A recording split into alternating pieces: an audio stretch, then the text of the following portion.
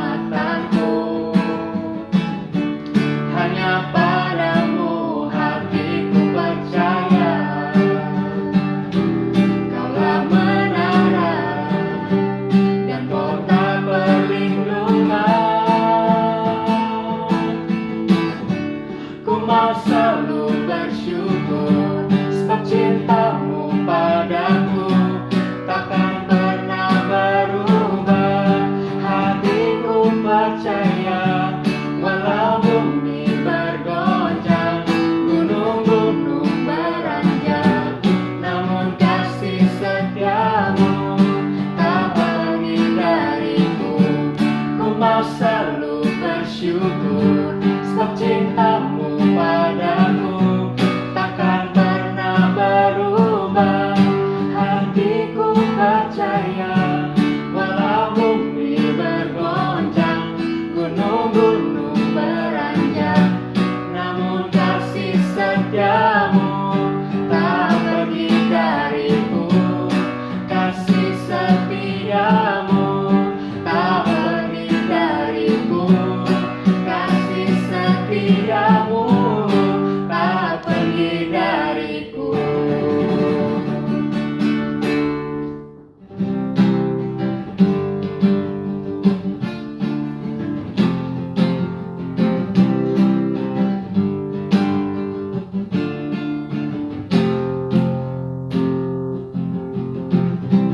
Tuhanku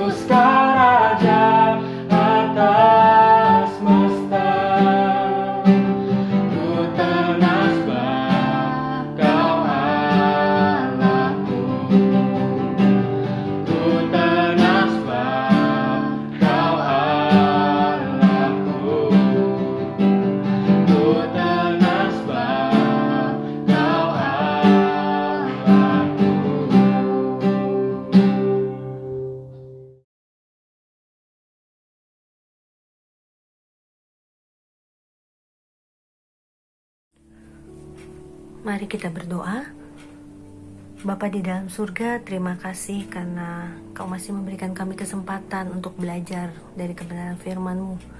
Biarlah firman-Mu boleh menguasai setiap kami, dan biarlah firman ini boleh membawa berkat bagi setiap kami.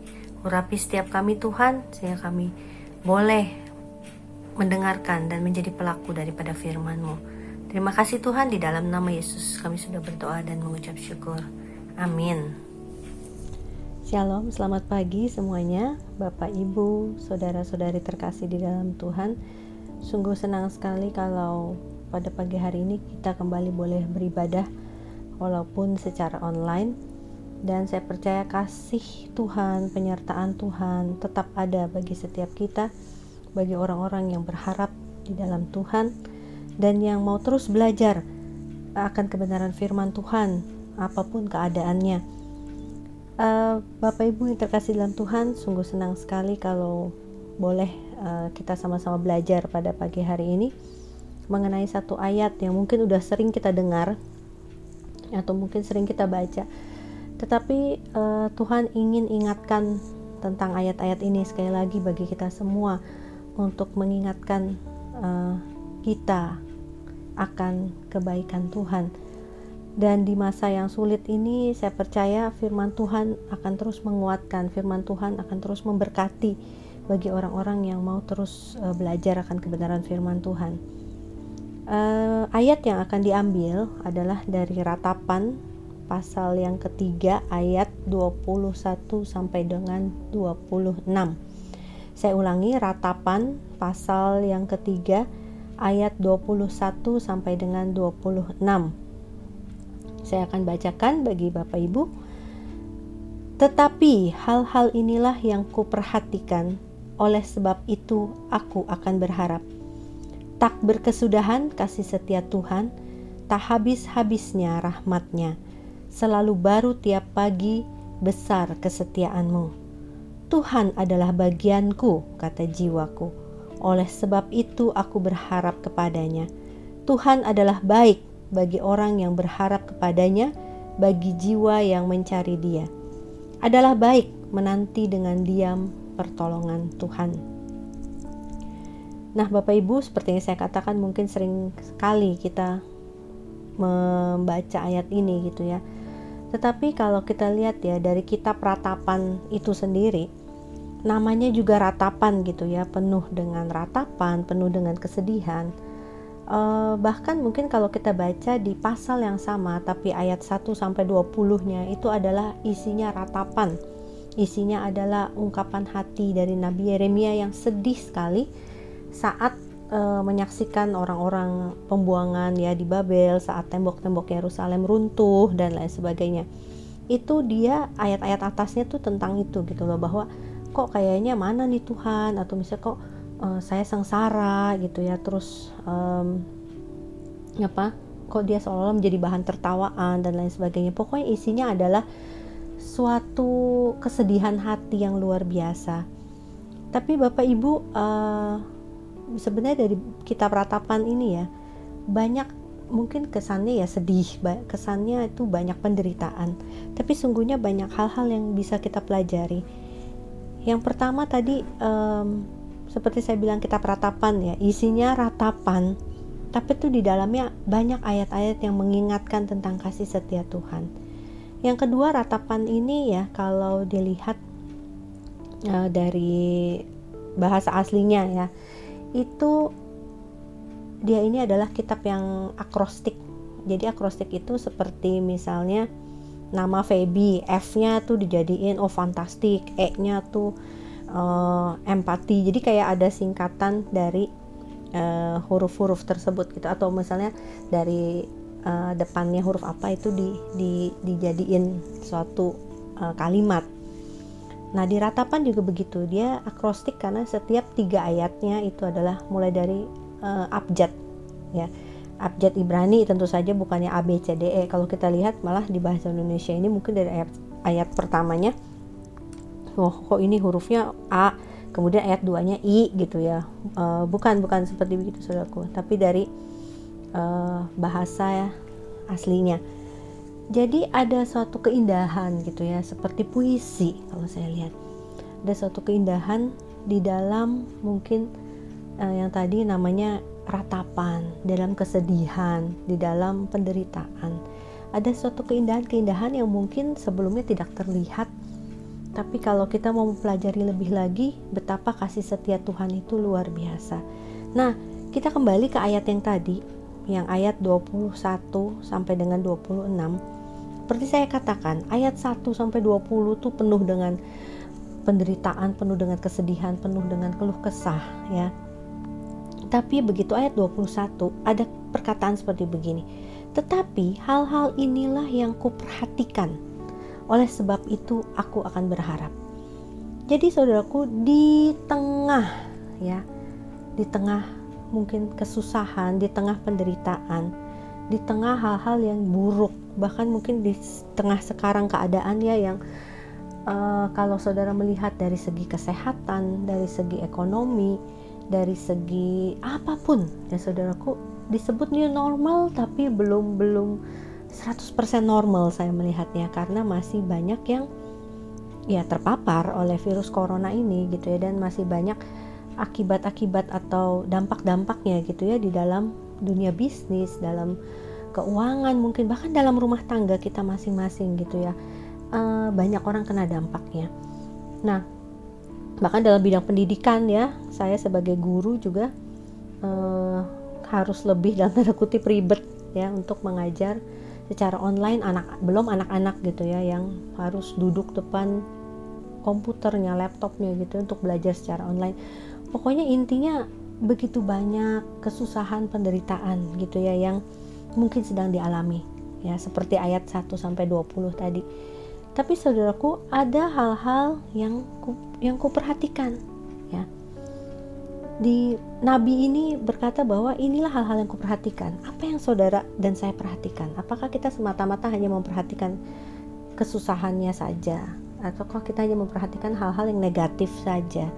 Ataukah kita memperhatikan hal-hal yang susah-susah aja gitu? Atau hal-hal yang aduh, ini mana nih pertolongan Tuhan? Mana nih kok saya malah kehilangan pekerjaan, kok malah ada anggota keluarga saya sakit.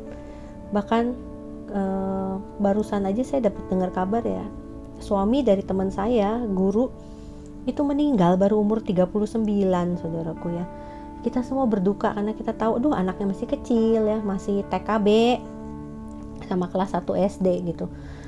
Kita semua turut berempati gitu ya bersama dengan ibu guru ini. Jadi banyak hal-hal yang maksudnya kalau kita tidak memperhatikan hal-hal yang firman Tuhan yang kita pelajari ini, kita akan melihatnya susah. Kita akan melihatnya menderita. Kita akan melihatnya pusing gitu ya, pahit atau misalnya nggak ada senangnya sama sekali. Tapi satu hal saudaraku, Nabi Yeremia mengajarkan, inilah hal-hal yang kuperhatikan, inilah hal-hal yang mau kulihat, inilah hal-hal yang mau kuingat, inilah hal-hal yang mau aku fokuskan gitu ya. Itu ada di ayat 22, bahwa tak berkesudahan kasih setia Tuhan, tak habis-habisnya rahmatnya. Ayat 23, selalu baru tiap pagi, besar kesetiaanmu. Satu hal saudaraku, di tengah penderitaan, di tengah keadaan sulit apapun, ingatlah bahwa kasih Tuhan tak berkesudahan, bahwa kebaikannya, rahmatnya itu gak habis-habis. Saudaraku, namanya gak habis-habis ya, itu artinya terus ada, itu terus meluber. Saya ingat waktu saya perjalanan misi, waktu itu bersama Pastor Ali juga ya, bersama tim rombongan kita ke Sulawesi ya, kalau nggak salah itu sebenarnya udah berapa tahun lalu, mungkin udah 7 tahun yang lalu ya. Tapi saya masih ingat ya, kita ke daerah yang namanya Ripung. Ripung itu memang ada di atas gunung, kita agak manjat ya. Dulu saya masih langsing mungkin, jadi masih agak kuat lah ya nanjak bukitnya gitu Bapak Ibu. Waktu kita ke sana dan tinggal di sana dong, masa baru naik gunung turun lagi gitu kan, nggak mungkin. Jadi kita tinggal di sana kayaknya mungkin 2 harian ya. Itu ada kamar mandinya ya di luar dari tempatnya itu, dan isinya adalah air dari gunung. Jadi air langsung, jadi cuman nggak tahu deh ya, pokoknya dibikinin bilik, udah itu di situ airnya nggak berhenti langsung dari gunung, jernih dan dingin luar biasa, lebih dingin dari air kulkas. Saudara bayangin, kita semua nggak ada yang mandi pagi waktu itu ya, karena dingin banget. Selalu mandi tuh di atas jam 12 gitu ya, jam 2 siang gitu, karena nggak mungkin dong kita minta sama penduduknya di sono, tolong masakin saya air panas dong gitu misalnya, enggak. Tapi waktu itu melihat airnya, saudaraku ya, di situ saya teringat ya, ayat ini mengingatkan saya pada air di Ripung. Kenapa? Nggak habis-habis, saudaraku. Itu sampai ditampung di ember ya, terus nggak bisa disumbat juga. Saya juga nggak ngerti sih kenapa nggak bisa disumbat atau mungkin dialihkan kemana, karena katanya begitu disumbat itu air tuh saking kenceng ya, deresnya itu bikin jebol ya, sumbatannya bikin jebol, kemudian terus mengalir. Jadi emang sih agak becek, saudaraku ya, di kamar, tapi itu juga ada pembuangannya ke tempat yang lain-lain gitu, jadi tidak membuat menggenang, banjir dan lain sebagainya. Tapi saudaraku, di situ ya, begitulah kasih setia Tuhan. Saudara mau bendung bagaimanapun, kasih setia Tuhan tuh selalu menjebolkan segala macam hambatan. Kasih Tuhan tuh selalu tidak habis-habis, tadi dikatakan ya di sini, tidak habis-habis, rahmatnya selalu baru setiap pagi. Emang air yang di gunung itu ya baru terus, karena ya dari atas langsung ngalir gitu, saudaraku ya. Kita pakai mandi, mungkin dipakai masak ya, nggak tahu juga, pokoknya dipakai segala macam tuh air nggak habis-habis, saudaraku. Begitulah kasih setia Tuhan bagi anak-anaknya, bagi saya dan saudara. Tak berkesudahan kasih setia Tuhan, sampai ada ayatnya kan, siapa yang dapat memisahkan kita dari kasih Tuhan? Kelaparan, ketelanjangan, aniaya, kesesakan, tidak ada, saudaraku, tidak ada. Karena kasih Tuhan itu sungguh luar biasa. Kasih Tuhan itu terus menerus. Mau dihambat kesusahan, kayak mau disumbat ya oleh penderitaan, nggak bisa, saudaraku. Dia akan terus mengalir dalam hati anak-anaknya, dalam hidup anak-anaknya. Dan betapa bersyukur ya kita punya Allah yang kasih setianya tak berkesudahan. Itu yang harus kita perhatikan, saudaraku. Nomor 1 adalah tak berkesudahan kasih setia Tuhan ya, tak habis-habisnya rahmatnya, selalu baru dan besar kesetiaan Tuhan. Itulah yang di tengah penderitaan ini ya, yang harus kita lihat, yaitu ya kasih Tuhan yang luar biasa. Kemudian ada lagi ayat berikutnya yang harus kita fokuskan ya di tengah masa penderitaan ini. Selain kasih setia Tuhan, ada di ayat 24 ini ya, dikatakan Tuhan adalah bagianku, kata jiwaku, oleh sebab itu aku berharap kepadanya. Ayat 25, Tuhan adalah baik bagi orang yang berharap kepadanya, bagi jiwa yang mencari Dia. Saudaraku, ada kata Tuhan adalah bagianku. Saudaraku, saya jadi ingat lagu yang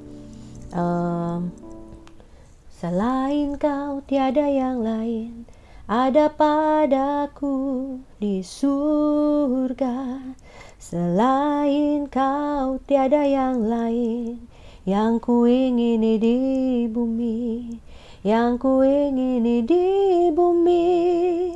Sekalipun dagingku dan hatiku habis lenyap, gunung batuku dan bagianku tetaplah selama-lamanya. Itu saudaraku, di Mazmur 73 ayat 25 dan 26 bilang, siapa yang ada padaku di sorga kalau bukan Tuhan? Siapa yang kuingini di bumi kalau bukan Tuhan? Dan walaupun daging habis, hatiku lenyap, katanya, bagiannya tetap adalah Allah selama-lamanya. Dan itu adalah suatu pernyataan yang luar biasa, saudaraku, bahwa namanya God is my portion gitu ya. Tuhan adalah bagianku.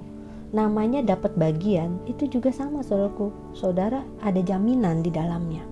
ya. Bahkan ada beberapa terjemahan bilang itu bukan portion tapi heritage, ya. Tuhan adalah warisanku, Tuhan adalah bagianku. Artinya kalau dia warisan, kalau dia adalah bagian, saudaraku, saudara dapat jaminan penuh dari Tuhan bahwa ya kita dapat tuh bagiannya, kita dapat tuh damai sejahteranya, kita dapat tuh kekuatan yang barunya, ya karena Tuhan yang menjadi bagian kita. Ini sungguh suatu hal yang luar biasa, saudaraku. Bahkan dikatakan tadi, Tuhan adalah baik bagi orang yang berharap kepadanya, bagi jiwa yang mencari Dia. Saudaraku, berharap sama siapa lagi kalau bukan sama Tuhan? Manusia bisa menolong kita mungkin sekali, 2 kali, 3 kali lah ya, anggaplah baik hati banget. Atau 4 kali, 5 kali, tapi tetap gak bisa terus-terusan, saudaraku. Yang bisa nolong saudara, yang bisa saudara taruh pengharapan saudara dengan penuh dan dapat bagian tadi atau jaminan tadi, hanya di dalam Tuhan, ya, hanya di dalam Tuhan, saudaraku. Kalau kita baca Ibrani 6 pasal 19, dikatakan bahwa pengharapan itu adalah sauh yang kuat dan aman bagi jiwa kita, yang telah dilabuhkan sampai ke belakang tabir. Jadi pengharapan adalah sauh yang kuat, ya, jangkar yang kuat dan aman bagi jiwa kita. Pengharapan di dalam siapa? Pengharapan di dalam Tuhan, saudaraku, ya. Karena kalau seperti saya bilang, manusia hanya sementara bisa menolong, tapi kalau Tuhan yang kita fokuskan hati kita, ya, maka tidak pernah sia-sia harapan kita di dalam Tuhan. Jadi saudaraku, hal kedua yang perlu diperhatikan selama masa-masa sulit ini, selain tadi kasih setia Tuhan yang tak berkesudahan, yang kedua adalah Tuhan adalah bagianku, ya. Saudara ingat bahwa jaminan ada di dalam Tuhan, keamanan ada di dalam Tuhan, damai sejahtera ada di dalam Tuhan, dan berkat juga ada di dalam Tuhan. Nah, saudaraku, kemudian hal yang terakhir yang bisa kita pelajari adalah di ayat 26. Ya, dikatakan adalah baik menanti dengan diam pertolongan Tuhan. Wah, ini nih, ya. Jadi tadi oke, saya ingat kasih setia Tuhan tak berkesudahan. Yang kedua, harapan di dalam Tuhan. Tuhan adalah bagian saya, oke, gitu ya. Yang ketiga adalah baik menanti dengan diam. Nah, ini yang mungkin, waduh, menanti aja udah susah, kita suruh nunggu susah loh, saudaraku, ya. Atau mungkin ada saudara senang nunggu gitu ya, lama gitu ya, mana nih pertolongan Tuhan, mana nih, atau saya belum dijemput-jemput nih, lama misalnya. Tapi ada kata dengan diam loh, saudaraku. Ada kata dengan diam, artinya bukan sekedar menunggu, tapi juga dengan diam. Diam ini apa sih maksudnya gitu ya? Diam, apakah diam saya suruh menang wae gitu, diam gak ngapa-ngapain gitu ya? Nyata diam itu adalah artinya keheningan atau tanpa suara. Kadang-kadang saudaraku, saat kita menunggu pertolongan Tuhan, saat kita menanti-nantikan pertolongan Tuhan tuh, kita susah diam. Mulut kita bawaannya mau ngoceh, mulut kita bawaannya mau ngolyam aja kalau kata orang Tangerang ya. Mulut kita bawaannya mau bersungut-sungut atau mau mengeluh.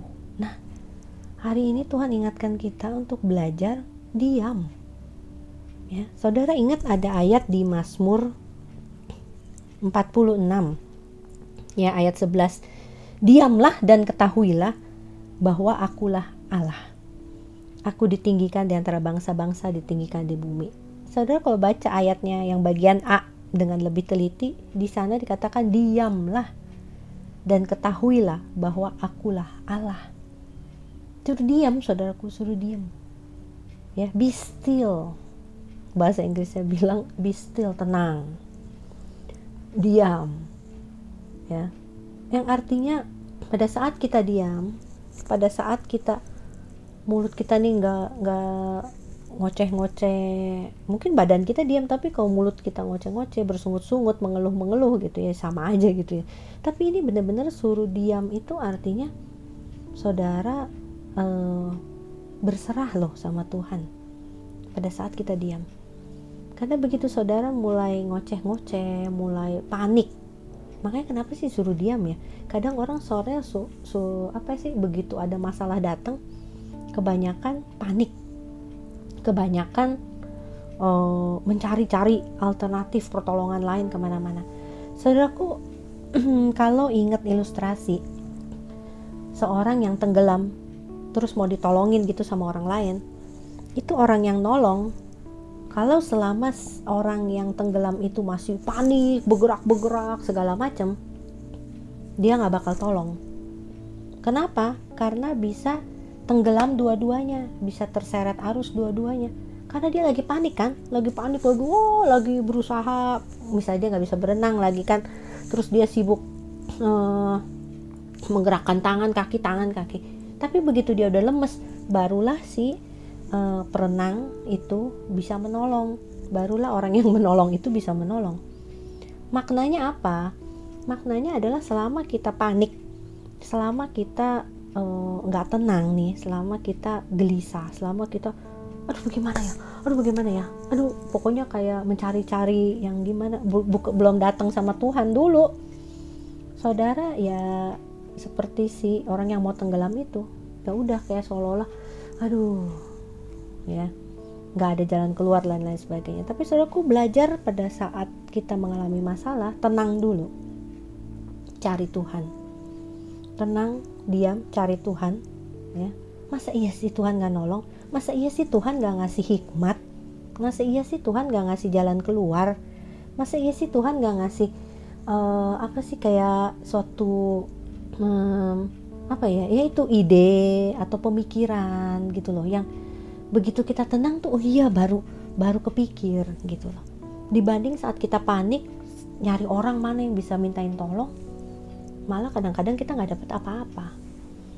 Jadi saudaraku, yang ketiga, di tengah situasi sulit, di tengah situasi tidak menentu ini, yang harus kita lakukan adalah diam, tenang di hadapan Allah, ya. Menanti dengan diam, di sini katakan pertolongan Tuhan. Saudaraku, saya ini yang terakhir ya, ada suatu artikel yang saya pernah baca.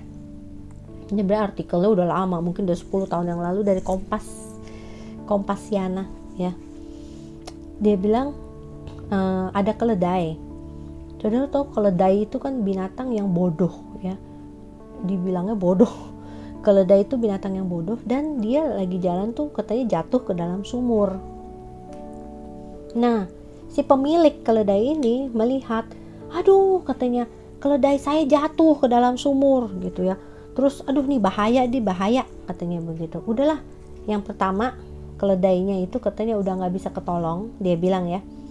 Yang kedua, udahlah sumur ini terlalu berbahaya, saya timbun aja katanya gitu. Jadi tuh sumur mau ditimbun supaya nggak ngecelakain yang lain.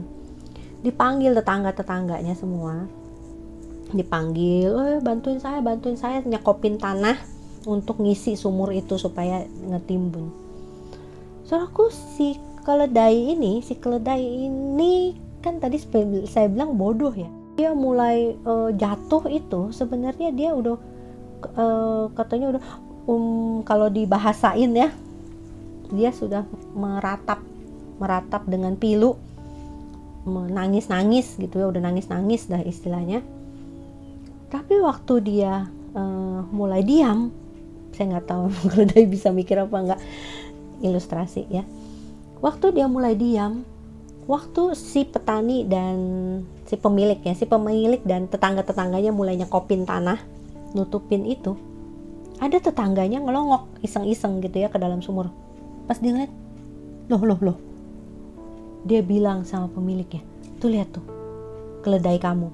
Jadi dia tuh si keledai, dia nggak meronta-meronta, dia nggak panik-panik mencoba misalnya mencakar-cakar pinggir sumur, kan nggak bisa ya.